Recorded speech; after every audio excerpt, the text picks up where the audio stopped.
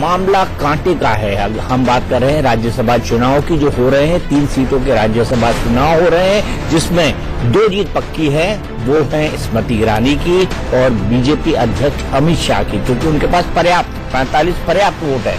लेकिन कांग्रेस अभी क्लेम कर रही है कि उनके जो कैंडिडेट हैं, जो कि सोनिया गांधी के राजनीतिक सचिव हैं, कांग्रेस के कद्दावर नेता है, कांग्रेस के चाणक्य कहे जाते हैं और कई सालों से सक्रिय पॉलिटिक्स में है, लगातार राज्यसभा में रहे हैं और उनकी राज्यसभा सीट खतरे में पड़ सकती है। ये कांग्रेस के चेहरे पर एक बहुत बड़ा दाग की तरह होगा, क्योंकि उनका हार जाना यानी कांग्रेस की रणनीति का पूरी तरह से ध्वस्त हो जाना। हम इसी पर बहस करेंगे, क्योंकि ये सिर्फ एक वोट का चक्कर है, सिर्फ एक वोट का। आपको याद होगा, एक वोट पर वाजपेयी सरकार गिर गई थी। क्या यहां पर भी एक वोट डिसीजन मेकर होगा? सीधे चलते हैं हमारे तमाम सहयोगियों के पास। हमारे साथ अरविंद शर्मा जुड़े हुए हैं अहमदाबाद गांधीनगर से, हमारे साथ प्रदीप सिंह जी जुड़े हुए हैं, हमारे साथ एनके सिंह जी जुड़े हुए हैं। दोनों वरिष्ठ पत्रकार हैं, आपसे हमेशा मिलते रहते हैं, और साथ ही साथ कांग्रेस के राष्ट्रीय प्रवक्ता नदीम जावेद साहब भी हमारे साथ मौजूद हैं। नदीम साहब, आपके पास आपको क्या गणित पता लगा है? आप जीत का दावा कैसे कर रहे हैं? अशोक गहलोत साहब ने जीत का दावा किया है, आप क्या फिर से अर्थमेटिक समझा सकते हैं? और ये 2 विधायक जो हैं, ये उन 45 से अलग है या उन 45 के साथ है? नदीम जी।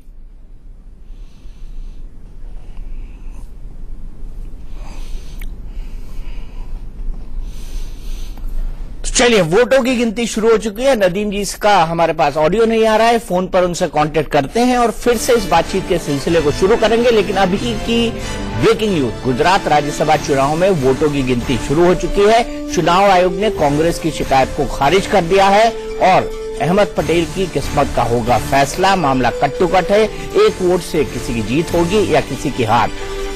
गुजरात राज्यसभा चुनाव की बात है। यहाँ पर जो कांग्रेस के चाणक्य कहे जाते हैं अहमद पटेल, उनकी सीट फंसी हुई है और साथ ही साथ उनके खिलाफ बलवंत सिंह को खड़ा किया हुआ है भारतीय जनता पार्टी ने। कांग्रेस से टूटे हुए विधायक है और उनको खड़ा किया है तीसरे कैंडिडेट के तौर पर। तो यहाँ पर सेकंड प्रेफरेंस वोट भी बहुत बड़ा रोल अदा कर सकते हैं। सीधे चलते हैं हमारे सहयोगी अरविंद शर्मा के पास। अरविंद गांधीनगर से हमारे साथ जुड़े हुए हैं। अरविंद, सबसे पहले आपसे जानना चाहूंगा कि कांग्रेस ने जो वोट काउंट किए हैं, उन्होंने 45 विधायकों का समर्थन का दावा किया है। ये 45 विधायक, 2 विधायक जो हैं जिनके वोट खारिज हो चुके हैं, जो कांग्रेस का दावा है इसको खारिज कर दिया जाता है, वो विधायक 45 में से अलग हैं, या अगर उनके वोट गिने जाते हैं बीजेपी के साथ तो अहमद पटेल सीधे सीधे हार रहे हैं? बताइए क्या स्थिति?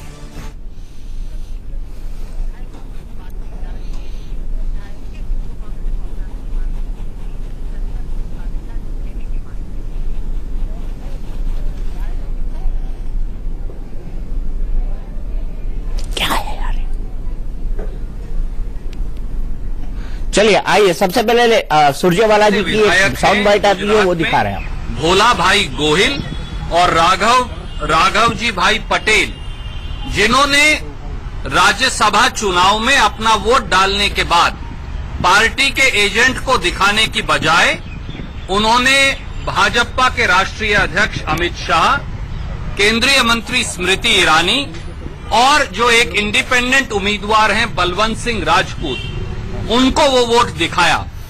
कानून के मुताबिक, rule 39 conduct of election rules के मुताबिक ये वोट खारिज होना चाहिए।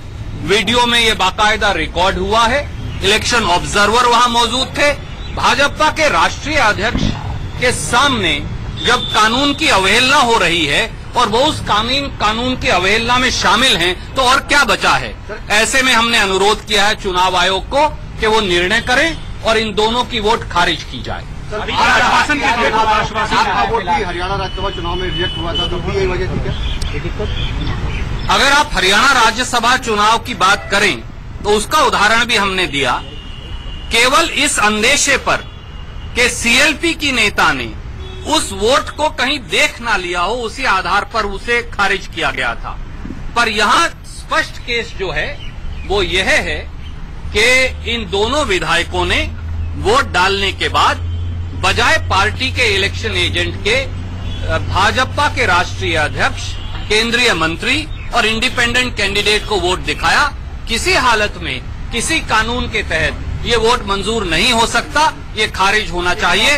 मैं मेरे सहयोगी आरपीएन सिंह जी से कहूंगा कि और जो बात हुई उसकी चर्चा वो आपसे करेंगे। चुनाव आयोग ने क्या आश्वासन दिया? लेकिन इसके बाद भी चुनाव आयोग ने फैसला कर दिया, हम साफ कर दें, चुनाव आयोग ने फैसला कर दिया है कि अब वो वोट जो है काउंट किए जाएंगे। उन्होंने कांग्रेस की आपत्तियों को खारिज कर दिया है। एनके सिंह साहब, इसका मतलब क्या है? ये दो वोटों को लेकर क्यों खींचतान हो रही थी? क्या इन दो वोटों के काउंट होने से अहमद भाई को किसी तरह का फायदा हो सकता था? नहीं, डिपेंड करता है कि ये वोट किसके थे जो कि किया है, और वो चूंकि कांग्रेस के नहीं है, किसी और के हैं, तो इसलिए अहमद भाई पे इस पे असर नहीं पड़ेगा। अगर वो बीजेपी को वोट जा रहे थे तो वो बीजेपी का देखना पड़ेगा कि वो अहमद भाई ने अगर 45 पा लिया है तो वो जीत गए हैं। जैसे ही वो 45 से नीचे रहे तो सेकंड प्रेफरेंशियल वोट की बात आती है, वो काउंट होंगे और वो शिफ्ट होते हैं। जैसे ही उसको करते हैं तो उसकी प्रक्रिया यह है कि वो नीचे से फिर शिफ्ट होते हैं और वो ऊपर वालों को जाते हैं। सीधा सा मतलब है कि अगर अहमद भाई के 45 अपने हो रहे हैं तो वो जीत में है, अगर नहीं है तो जो दूसरी पार्टी है, जो बीजेपी के कैंडिडेट है, वो उसके लिए देखा जाएगा। ये अगर वोट्स जो दोनों हैं ये उनके हैं, बीजेपी के हैं, तो इसलिए अहमद पे कोई असर नहीं पड़ेगा। अहमद को अगर 45 नहीं मिल रहे हैं तो वो सेकंड प्रेफरेंस, और सेकंड प्रेफरेंशियल में अहमद भाई का जीतना मुश्किल है, क्योंकि उसके लिए जो ऑप्शंस होते हैं उसमें अहमद भाई की तरफ से कोई ऐसा नहीं है जो वो शिफ्ट कर सके अपने वोट। इसलिए बहुत सीधी सी बात है कि सेकंड प्रेफरेंशियल वोट अगर काउंट होंगे तो फिर वो बीजेपी का पल्ला भारी रहेगा। एक ही विधायक एक ही उम्मीदवार को फर्स्ट और सेकंड प्रेफरेंस को वोट नहीं दे सकते। नहीं, वो इनवैलिड हो जाएगा। हाँ, इसीलिए कांग्रेस के जो वोट हैं वो 43 हो या 45 या 47, वो अहमद पटेल को अपना सेकंड प्रेफरेंस वोट नहीं दे सकते। लेकिन बीजेपी के पास ये सुविधा है क्योंकि उनके 3 कैंडिडेट हैं, तो बाकी 2 उम्मीदवारों के जो समर्थक विधायक हैं वो अपना सेकंड प्रेफरेंस वोट तीसरे। अच्छा, ये बड़ी चालाकी से किया गया है, बीजेपी ने बड़ी चालाकी से किया है कि ये ऑप्शन अगर हो तो वो बीजेपी को शिफ्ट हो, अहमद पटेल को न शिफ्ट हो, इसलिए उन्होंने अपना कैंडिडेट खड़ा किया है। वरना हो सकता था किसी के दिमाग में आए कि चलिए साहब, पार्टी को तो हमने दे दिया, पार्टी कैंडिडेट को सेकंड प्रेफरेंशियल हम अहमद पटेल को देते हैं, बड़े अच्छे रिश्ते हैं हमारा उन्होंने काम करा है, या और कोई पर्सनल रिलेशन हो सकता है। लेकिन यहां पर वो ऑप्शन भी बीजेपी ने खत्म कर दिया है। कांग्रेस वो ऑप्शन खत्म नहीं कर पाई। कांग्रेस भी अपना अगर कोई कैंडिडेट इस तरह खड़ा करती तो ये पॉसिबल था, लेकिन वो स्थिति नहीं। इसीलिए बार बार हम कह रहे हैं, खड़ा करती तो ये बाकी वोट शायद कुछ दूसरे विधायक को गलती से चले जाता, कैंडिडेट को गलती से चले जाता, तो अहमद भाई का हार, अहमद पटेल का हारना बिल्कुल नहीं। सेकंड प्रेफरेंशियल की बात थी, पहला तो जाता ही, पहला तो अहमद भाई को जाता, लेकिन अगर सेकंड प्रेफरेंशियल, यहां पर दिक्कत यह सिर्फ यही है कि हर हालत में अहमद पटेल को 45 का जो मार्क है वो टच करना पड़ेगा। अगर टच नहीं होता है तो सेकंड प्रेफरेंशियल होगा, और सेकंड प्रेफरेंशियल में ये पलड़ा जो है वो बीजेपी कैंडिडेट का भारी है, इसलिए ये माना जा सकता है। एक बात जो नदीम साहब मेरे ख्याल से उसको ज्यादा एक्सप्लेन करेंगे, ये कहना कि साहब एजेंसीज जो हैं वो लगी हुई हैं, उनको दबाव में डाल रही हैं। कांग्रेस ये गांधी की पार्टी रही है, क्या एमएलए आपका इतना कमजोर होगा कि पावर एंड पेल्फ से वो लालच में आ जाएगा? तो जनता कैसे भरोसा करेगी कि ये हमारे प्रोटेक्टर होंगे? कांग्रेस कोई छोटी मोटी पार्टी नहीं है, 130 साल पुरानी, और गिरी हालत में 2014 में 11 करोड़ वोट मिले हैं। आप सोचिए कि जब ये लॉजिक देते हैं कि साहब ये बीजेपी वाले, तो कितनी बार पब्लिक डिमॉन्स्ट्रेशन आपने किया, जनता में सड़कों पे गए कि नहीं साहब ये हमें धमका रहे हैं, कितनी बार वीडियो रिकॉर्डिंग की कि नहीं साहब हमें लालच दे रहे हैं पैसे का। अगर एक भी उसका होता तो आज वाकई पब्लिक ओपिनियन आपके फेवर में होता, लेकिन वो नहीं। इस पर हम बात करेंगे, इस पर आएंगे, लेकिन सबसे पहले चलते हैं गांधीनगर, जहां से हमारे सहयोगी अरविंद शर्मा हमारे साथ मौजूद है। अरविंद, अभी का लेटेस्ट अपडेट क्या है? क्या जो 45 वोट है, 45 वोट से ये 2 विधायक जो बात कर रहे हैं कि कांग्रेस के 2 विधायकों ने दिखाकर वोट दे दिया है, वो वोट उन 45 विधायकों से अलग है? बिल्कुल दीपक जी, उन जो काउंटिंग कांग्रेस अपना मान रही है, उन विधायकों के अलावा ये वोट है। ये शंकर सिंह वाघेला ग्रुप के हैं, जो पहले से ही बागी हो चुके थे। कांग्रेस उनको अपना नहीं मान रही थी। कांग्रेस का जो गणित है उनके हिसाब से उनको 44 जो विधायक रखे गए थे रिसोर्ट पे, उनमें से 43 वोट मिले हैं। जो एक जेडीयू और एक एनसीपी का मिलने का दावा कर रही है। कांग्रेस का ये समीकरण है कि उनको इस प्रकार से 45 वोट मिले हैं। जहां तक राघव जी पटेल और भोला भाई पटेल की आप बात करें, वो पहले से ही बागी थे और भारतीय जनता पार्टी के खेमे में चले गए थे और उन्होंने वोट भी भारतीय जनता पार्टी को दिया है। चलिए, ये क्लियरिटी हुई कि 45 वोट अभी भी कांग्रेस क्लेम कर रही है और ये 2 वोट जिनकी काउंटिंग की मांग नहीं की जा रही थी भारतीय जनता पार्टी की तरफ कांग्रेस की तरफ से, उन वोटों से कोई बहुत फर्क अहमद भाई को पड़े ये नहीं दिखाई देता। लेकिन एक सवाल अभी जेडीयू के महासचिव केसी त्यागी ने फोन किया है, जो एक साउंड बाइट दिया है और केसी त्यागी ने ये बड़ा साफ किया है कि जेडीयू के जो विधायक है उन्होंने भारतीय जनता पार्टी को वोट दिया है। ऐसे में एक वोट और कम हो जाएगा अहमद पटेल का और अहमद पटेल के लिए जीतना बहुत मुश्किल हो जाएगा। क्या जेडीयू के नेता ने इस बात को कंफर्म किया है कि उन्होंने अहमद पटेल को वोट दिया ही दिया है? बिल्कुल दीपक जी, जेडीयू के जो विधायक है छोटू बसावा, उन्होंने इंडिया न्यूज से बात करते हुए कहा है कि उन्होंने अपना वोट अहमद पटेल को दिया है। मैंने उनसे ये भी पूछा कि आप लगातार भारतीय जनता पार्टी के नेताओं के साथ देखे गए हैं, सुबह जब यहाँ वोट कास्ट करने आए थे तब वो भी भारतीय जनता पार्टी के नेताओं के साथ खड़े हुए थे। इसके बाद उनकी राय जानी। उन्होंने ये कहा है ऑन कैमरा कि मैंने वोट अपना अहमद पटेल को दिया है। ऑन कैमरा कहा है, तो ये बात कितनी विरोधाभासी है, क्योंकि एक तरफ हाईकमान कह रहा है जेडीयू का कि इन्होंने हमारा वोट नए गठबंधन के आधार पर बीजेपी को दिया है। अगर वो बीजेपी को देते हैं तो अहमद पटेल के 44 वोट हो जाते हैं, तो मुश्किल हो जाएगी अहमद पटेल के लिए। एक तरह से वो हार ही जाएंगे।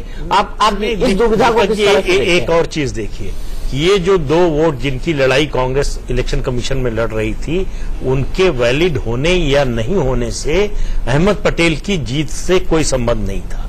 फिर भी कांग्रेस ने इसको लड़ाई बनाया। एक दूसरा, अभी आपने जब बाइट दिखाई दोनों नेताओं की, कांग्रेस के रणदीप सिंह सुरजेवाला और आरपीएन सिंह की, तो उनकी बॉडी लैंग्वेज देखिए। वो हारे हुए नेता की तरह बयान दे रहे थे, एक ऐसे मुद्दे को बड़ा मुद्दा बना रहे थे जिसका इस चुनाव में उनके उम्मीदवार की हार और जीत पर कोई असर नहीं डालने वाला है। उन 2 वोटों से वो चूंकि बीजेपी को गए हैं, तो ऐसा भी नहीं है कि बीजेपी का उम्मीदवार फर्स्ट प्रेफरेंस के वोट से जीत रहा था तीसरा, और वो 2 वोट कम हो जाएंगे तो वो उसके फर्स्ट प्रेफरेंस के वोट कम हो जाएंगे। तो ऐसे में इस तरह के मुद्दे को इतना बड़ा मुद्दा बनाने का मतलब है कि कांग्रेस हार के बाद की स्थिति की तैयारी कर रही है। वो इस बात का तर्क देना चाहती है, इस तरह से पेश करना चाहती है कि बीजेपी ने हर हथकंडा अपनाया चुनाव जीतने के लिए। इसमें चुनाव आयोग का भी इस्तेमाल किया, इसमें नियमों को भी तोड़ा गया। ये सब एक नैरेटिव बनाने की, खड़ा करने की कोशिश कांग्रेस अभी से कर रही है। नैरेटिव खड़ा करने की कोशिश कर रही है। लेकिन प्रेम शुक्ला जी, आप ये तो मानेंगे कि आप बड़ी सहजता से नहीं, कुछ तो रणनीति ऐसी अपनाते हैं जिससे कांग्रेस में एक के बाद एक टूट हो रही है। आखिर क्या वजह है कि हर बार अंतरात्मा की आवाज सुनाई देती है, वो आप ही की तरफ जाती है? कुछ तो जादू होगा ना। और अंतरात्मा की आवाज कांग्रेस के लिए बंद हो गई है। हाँ, कांग्रेस के लिए बंद हो गई है। देखिए, नहीं राजनीति में हर किसी को अंतरात्मा की आवाज सुनकर उस पर जो है प्रतिक्रिया देने का अधिकार है। आदरणीय मीरा कुमार जी अंतरात्मा की आवाज दे रही थी, और जब आपने राष्ट्रपति चुनाव में काउंटिंग देखी तो पता लगा अंतरात्मा की आवाज लोगों ने सुनकर भारतीय जनता पार्टी के पक्ष में मतदान कर दिया। तो अंतरात्मा की आवाज हमेशा सबल के पक्ष में आती है और जिसका घर गिर रहा होता है उसके खिलाफ खड़ी हो जाती है। भारतीय जनता पार्टी की नीतियों, रीतियों और नेतृत्व से प्रभावित होकर यदि कांग्रेसियों की अंतरात्मा की आवाज भाजपा में आकर भगवा हो जा रही है, तो मुझे लगता है भारतीय जनता पार्टी का दोष कैसे है? यही से अंतरात्मा उनकी जग जाती है। पार्टी के विचारों की विजय है, भारतीय जनता पार्टी के विचारों की स्वीकारता है। नहीं, यही था ना, यही शंकर सिंह वाघेला थे जो आज आपके सगे बन रहे हैं। उन शंकर सिंह वाघेला ने कांग्रेस की, बीजेपी की पहली हुई चुनी हुई सरकार को गिरा दिया था, और एक ऐसे तरीके से गिराया था जो पूरा कांग्रेसी था। वो पुराने आरएसएस के थे, लेकिन वो ज्यादातर विधायकों को लेकर खुजरा हो उड़ गए। ऐसा पॉलिटिक्स में बहुत ही कम देखा था। और मैंने उस पूरे एपिसोड को 95 में खजुराहो से ऑन द ग्राउंड तय किया, कवर किया, और बीजेपी के कई नेता है उन्होंने उनको रीच आउट करने की कोशिश की, लेकिन वाघेला ने दिया। मैं हजूरिया खजूरिया की बात कर रहा हूं, मैं हजूरिया खजूरिया की बात कर रहा हूं। तो वो अपनी आइडियोलॉजी के लिए कितने समर्पित है शंकर सिंह वाघेला जी, ये भी हमको समझ आता है। जी जी,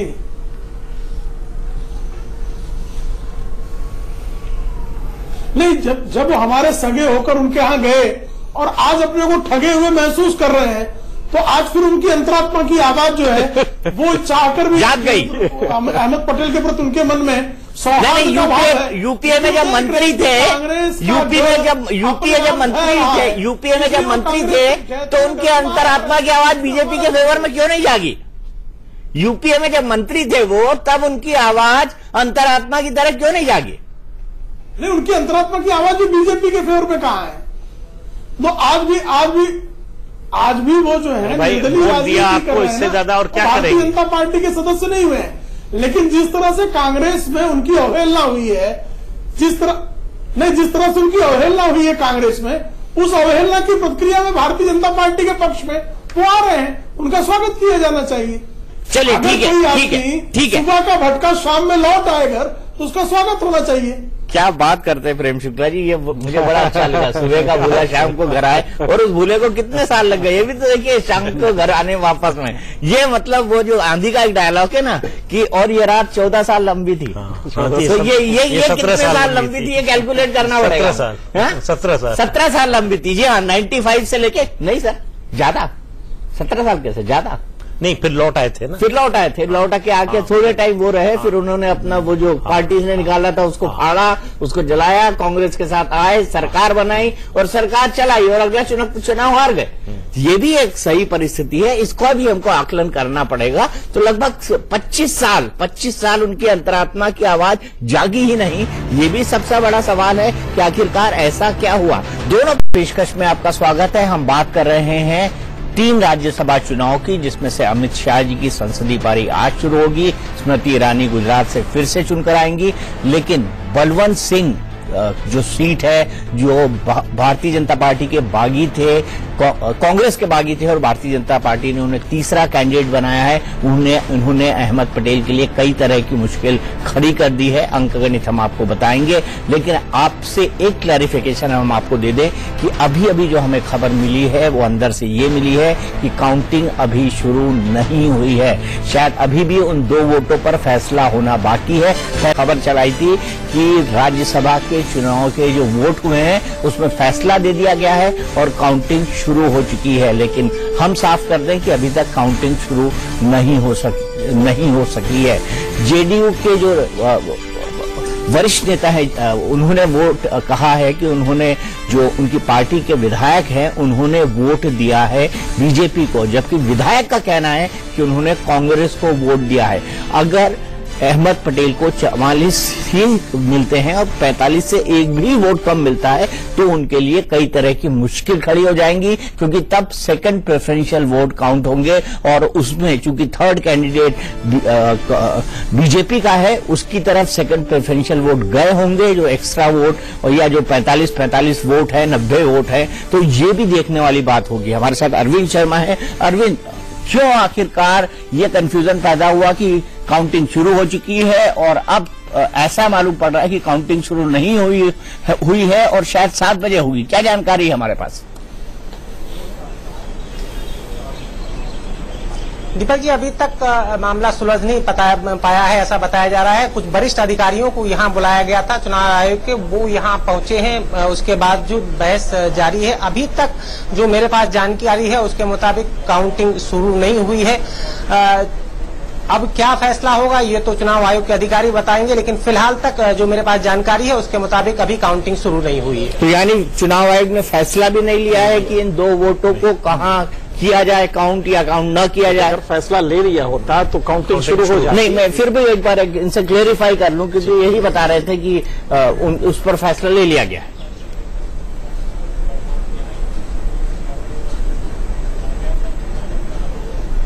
अरविंद, ये सवाल आपके लिए है। दीपक जी, हो सकता है फैसला ले लिया गया हो और यहाँ तक जो दीपक जी, हो सकता है फैसला ले लिया गया हो, इनको वैधानिक जो तरीका होता है उनको मेल या फैक्स के द्वारा पहुंचना, हो सकता है इनके पास ना पहुंचा हो, लेकिन अभी क्लियर नहीं है कि क्या वजह है रुकने की। लेकिन ये कह सकता हूं कि काउंटिंग रुकी हुई है और उसका इंतजार है कब काउंटिंग शुरू होगी। नहीं अरविंद, ये भी हमको देखना पड़ेगा कि अगर फैसला नहीं लिया गया है तभी काउंटिंग रुक सकती है, वरना काउंटिंग को अभी तक शुरू हो जाना था। और प्रदीप जी, पल पल घटनाक्रम बदल रहा है। अभी एक फैक्ट ये भी है कि गुजरात परिवर्तन पार्टी के जिन्होंने मर्ज हो गई थी जो भारतीय जनता पार्टी के साथ, 2 विधायक थे, उसमें से एक विधायक है नलिन कोटरिया, उनको बीजेपी ने डिसोन कर दिया था क्योंकि वो हार्दिक पटेल का सपोर्ट करते थे।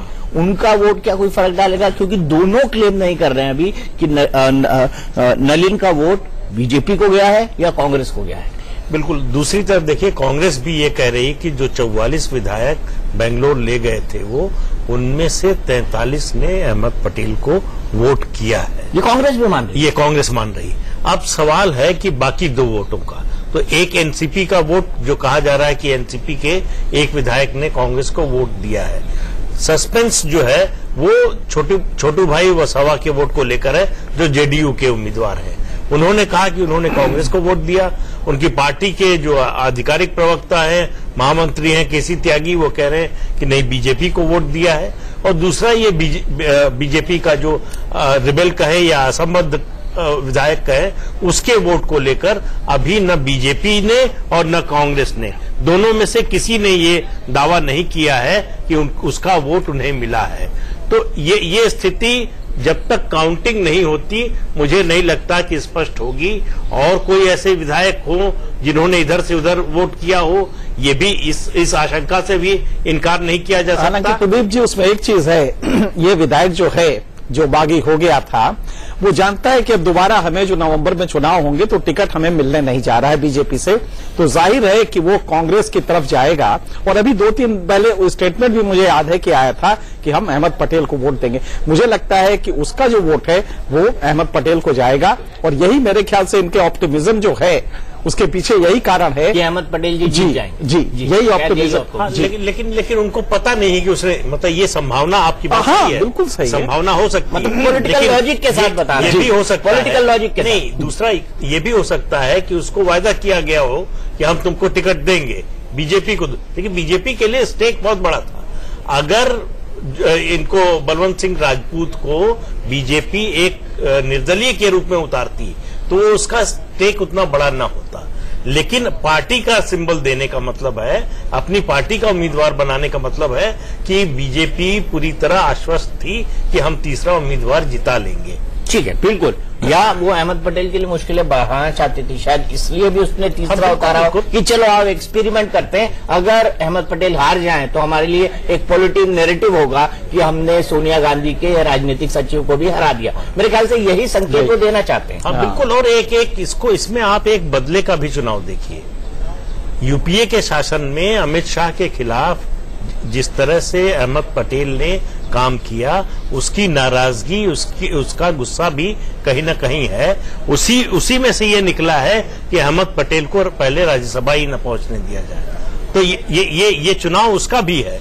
तो बीजेपी ने इसमें अपना स्टेक बहुत बढ़ा लिया था कांग्रेस के रिबेल को अपना उम्मीदवार घोषित करके। तो कांग्रेस के रिबेल को अपना उम्मीदवार घोषित करके बीजेपी ने अपने स्टेक को बहुत बढ़ा लिया था। एक तरह से सीधी चुनौती दी थी उन्होंने अहमद पटेल को, उनकी राजनीति को, क्योंकि कांग्रेस के चाणक्य माने जाते हैं अहमद पटेल, ये कहा जाए तो गलत नहीं होगा। इस बीच अंबालाल यादव हैं जो कि अध्यक्ष हैं जेडीयू गुजरात के, उन्होंने कहा है कि केसी त्यागी क्या कहते हैं हमें इससे मतलब नहीं है, हमारे विधायक ने कांग्रेस को वोट दिया है। तो ये सिचुएशन जो है ये बड़ी कंफ्यूजिंग है कि राज्य इकाई कुछ कह रही है छोटी पार्टियों की, और ये जयंत पटेल ने अहमद पटेल को वोट दिया, ये भी एनसीपी ने कहा है अभी। हाँ, उनका एक विधायक तो दिया ही था। हाँ, 2 थे ना, एक का तो क्लियर था, उसने घोषणा कर दी, तो पहले से अनाउंस्ड है। हाँ, एनसीपी के 2 विधायक थे, जयंत पटेल और कंधाल जडेजा, तो एक ने दे दिया है अहमद पटेल को वोट। तो अगर जेडीयू और ये मिल जाता है वोट तो 43 हो जाती है। खुद विधायक सुबह कुछ बयान दे रहा है, शाम को कुछ बयान दे रहा है, पार्टी कुछ अलग बोल रही है, विधायक वोट देने के बाद कुछ और बोल रहा है। और देखिए ये मामला कितना सीरियस है कि इस वक्त सीडब्ल्यूसी की बैठक बुलाई गई है और मेरे ख्याल से आज ये बैठक किसी भी तरह से शेड्यूल नहीं थी। यह मामला कितना गंभीर है। नहीं, सीडब्ल्यूसी की अगर बैठक हो रही है तो बहुत ही सीरियस नहीं, ये बैठक शेड्यूल थी। ये बैठक मुख्य तौर पर कल जो 9 अगस्त का संसद का जो कार्यक्रम है उसके संदर्भ में बुलाई गई थी और ये भी था कि गुजरात तो उसके लिए पार्लियामेंट्री पार्टी की मीटिंग बुलाया नहीं, इसके लिए वर्किंग कमेटी में कि पॉलिसी डिसीजन की बॉडी होती है ना, तो उसको पॉलिसी डिसीजन की बॉडी ये 2 दिन पहले राजनीति है। मेरे ख्याल से ये भी इनकी जिस तरह से बीजेपी ने किया था ना कि उन्होंने पहले आखिरी वक्त पर एकाएक पार्लियामेंट्री बोर्ड की मीटिंग बुलाई, खटाखट नीतीश कुमार के समर्थन का फैसला किया, समर्थन का ऐलान किया, 20 मिनट में नीतीश कुमार ने समर्थन को मान लिया और चटमंगनी पट ब्याह हो गया। ये हुआ था। तो सीडब्ल्यूसी जो बड़ी बैठक है इसमें फिर एक गलती हो रही है। इसमें राहुल गांधी नहीं दिखाई दे रहे हैं। बताया जा रहा है कि उनको बुखार है, मतलब बताया जा रहा है उनको बुखार है। तो अगर राजनीतिक है या हम कोशिश करेंगे कि हम रजत राकेश टंडन से एक बार जोड़ने की कोशिश करें, उनसे जोड़ने की कोशिश की जाए। अगर रजत फोन पर उपस्थित हो तो सिचुएशन क्लियर हो पाएगी कि ये सीडब्ल्यूसी की बैठक बुलाने का मकसद एजेंडा क्या। और वाकई अगर एजेंडा गुजरात भी था तो वाकई पार्टी को अंदेशा था कि कुछ उलटफेर वहां पर हो सकता है। तो क्या मैं नदीम से पूछूंगा, क्या नदीम उठ गए हैं हमारे साथ से? नदीम इस वक्त हमारे साथ नहीं है। हम कांग्रेस के एक और प्रतिनिधि को जोड़ने की कोशिश करेंगे। लेकिन प्रेम शुक्ला जी, आखिरकार बीजेपी ने अहमद पटेल को निशाने पर लेकर अपने पॉलिटिकल स्टेक गुजरात के अंदर क्यों इतने बढ़ा दिए? क्योंकि अगर अहमद पटेल की जीत होती है तो वो भारतीय जनता पार्टी के लिए बहुत बड़ी हार होगी। ये पॉलिटिकल मैसेज होगा गुजरात और पूरे देश में।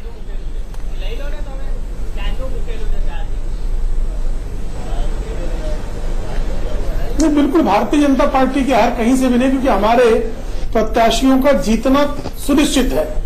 भारतीय जनता पार्टी ने अहमद पटेल, जो किसी जमाने में आज से 3 साल पहले कहा जाता था एआईसीसी का एक्रोनिमी एपीसीसी हो गया था, अहमद पटेल कांग्रेस कमेटी, आज जो है उसमें अहमद पटेल खुद, जो किसी जमाने में इस देश की सियासत की दिशा तय करते थे, आज अपनी सीट बचाने के लिए उनको हर तरह से जो है विधायकों का अपहरण करना पड़ रहा है, बंधक बनाना पड़ रहा है। अपहरण मत बोलिए, आप भी विधायकों को कई बार अंदर रख चुके हैं। आप भी विधायकों को कई बार अंदर रख चुके हैं। उत्तराखंड से लेकर आए थे हरियाणा, उत्तराखंड के जो कांग्रेसी विधायक थे, उत्तराखंड के विधायक थे, उनको स्पेशल ट्रेन लेकर आप क्यों आए थे? ठीक कह रहे नहीं दीपक जी, अपहरण नहीं, सुन तो लीजिए, ठीक नहीं सुन तो लीजिए। अपहरण इसलिए कह रहे उनके विधायक विरोध कर रहे थे, 7 विधायकों के विरोध की खबरें आई थी।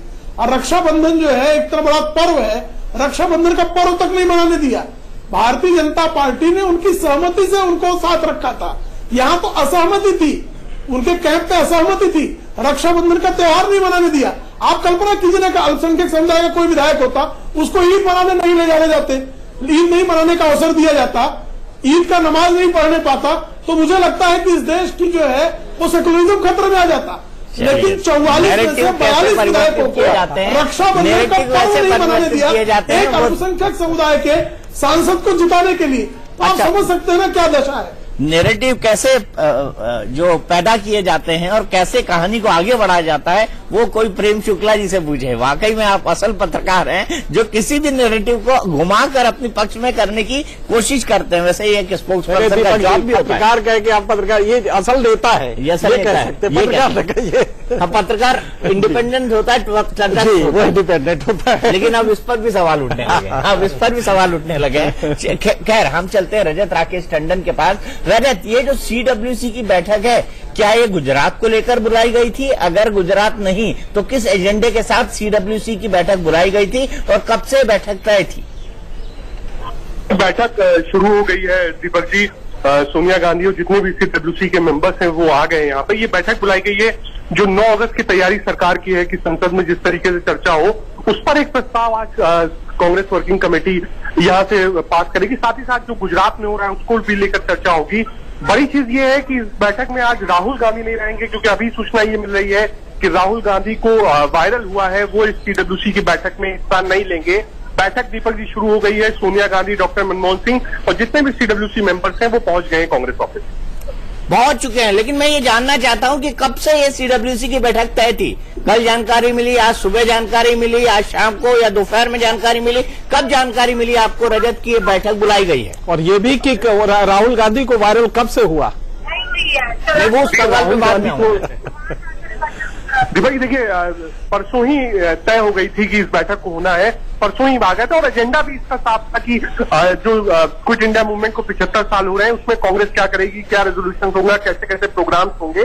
तो कांग्रेस चाहती है कि सिर्फ ये सरकार का ना हो, कांग्रेस की उसमें क्या क्या योगदान रहे, कांग्रेस के कौन कौन से बड़े लीडर्स थे जो उससे एसोसिएटेड है, ये सब कुछ दिखाना चाहते हैं, इसलिए परसों ही तय थी। लेकिन आज टाइमिंग ऐसा है कि अभी राज्यसभा की वहां वोटिंग खत्म हो चुकी है, काउंटिंग की बात चल रही है, रिजल्ट आना है। सोनिया गांधी के राजनीतिक सचिव अहमद पटेल पर एक बड़ा सवाल है कि वो जीतेंगे या हारेंगे, इसका मैसेज क्या जाएगा, क्योंकि गुजरात में चुनाव है, तो उस पर भी चर्चा अंदर बिल्कुल वाजिब है। जो राजनीतिक कंडीशंस होती हैं उस पर लगातार चर्चा सीडब्ल्यूसी करती रहती है और ये मुझे लगता है सबसे बड़ा डेवलपमेंट है जिस पर चर्चा होगी। लेकिन ये कहना कि राहुल गांधी, जैसा मैंने पीछे सुना कि वायरल कब से है, वो पहले हाउस आए थे, लेकिन हाँ आज वो नहीं आए, हाउस में भी नहीं आए थे। आज उन पर चर्चा भी हो रही थी, खड़गे ने सवाल भी उठाया था सुरक्षा को लेकर, राजनाथ जवाब दे रहे थे। आज राहुल गांधी संसद भी नहीं आए थे, आज सीडब्ल्यूसी भी नहीं आए हैं और यही बताया जा रहा है कि उनको वायरल है इसलिए वो नहीं आए। अच्छा, ये कब मालूम पड़ा है राहुल गांधी को वायरल है? जब सीडब्ल्यूसी में वो नहीं आए या उसके पहले से? देखिए, दिन में एक सवाल उठा था, मैंने भी जब मल्लिकार्जुन खड़गे ने लोकसभा में इस बात को उठाया था कि उनके ऊपर इसी तरीके से हमला हुआ, उसका राजनाथ जवाब दे रहे थे, तो ये क्वेश्चन मार्क आया था कि राहुल गांधी क्या है, मैंने भी पूछा था, लेकिन उस समय जवाब नहीं मिला। मुझे लगा हो सकता है कोई मीटिंग शेड्यूल हो, इसलिए आज वो पार्लियामेंट नहीं आए। आमतौर पर आते हैं, अगर जाना भी होता है तो थोड़ी देर बैठकर चले जाते, लेकिन आज नहीं आए। जब अभी यहाँ पर सीडब्ल्यूसी की बैठक में नहीं आए, उसके बाद पूछा गया, तब लोगों ने बताया कि नहीं, उन्हें वायरल है इसलिए वो इस बैठक में हिस्सा नहीं ले पाएंगे। सही सख्त पे, सही वक्त पे राहुल गांधी के साथ ये गड़बड़ क्यों जाती है हमेशा? सही वक्त पर गलत गड़बड़।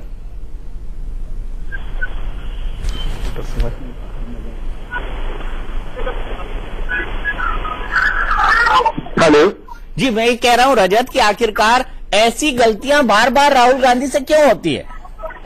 लगातार कई ऐसे बड़े बड़े मौके रहे हैं जब राहुल गांधी नजारत रहे हैं। आज जिस तरीके से राजनाथ सिंह ने बताया अभी कि उनकी 2 सालों में 72 यात्राएं दीपक जी हुई हैं, जिसमें वो एसपीजी को लेकर नहीं गए। राजनाथ सिंह ने भी उस पर सवाल खड़ा किया कि आखिर वो एसपीजी क्यों नहीं लेके जाते हैं। उन्होंने ये भी कहा कि गुजरात का जो इंसिडेंट था वो इसलिए हुआ क्योंकि राहुल गांधी के साथ जो सचिव साथी थे, उनके पर्सनल सेक्रेटरी थे, उन्होंने मना किया कि बुलेट प्रूफ कार में मत बैठिए। ये भी एक बड़ा क्वेश्चन मार्क है।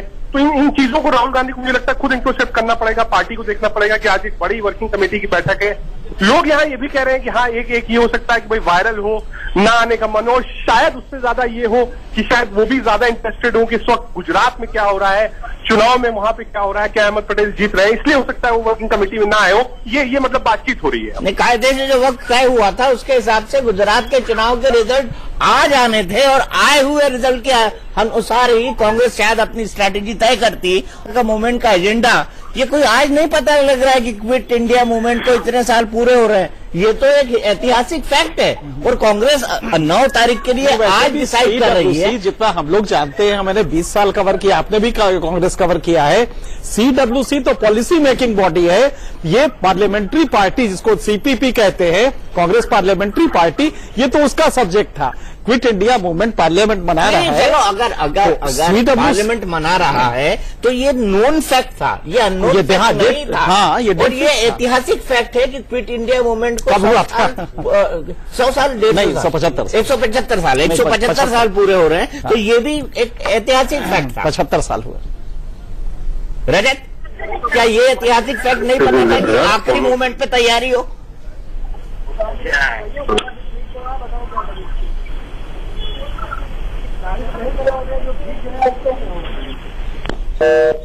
चलिए, रजत का संपर्क हमारे साथ नहीं हो पा रहा है, ब्रेक लेंगे।